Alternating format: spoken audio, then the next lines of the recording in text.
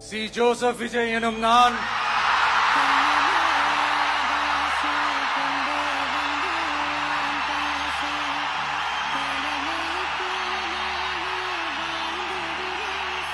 சட்டப்படி அமைக்கப்பெற்ற இந்திய அரசியல் அமைப்பின்பால் உண்மையான நம்பிக்கையும் மாறா பற்றும் கொண்டிருப்பேன் என்றும் இந்திய நாட்டின் ஒப்பில்லாத முழு முதல் ஆட்சியையும் ஒருமையையும் நிலை நிறுத்துவேன் என்றும் தமிழ்நாட்டு அரசின் முதலமைச்சராக உண்மையாகவும் உளச்சான்றின்படியும் என் கடமைகளை நிறைவேற்றுவேன் என்றும் அரசியல் அமைப்பிற்கும் சட்டத்திற்கும் இணங்க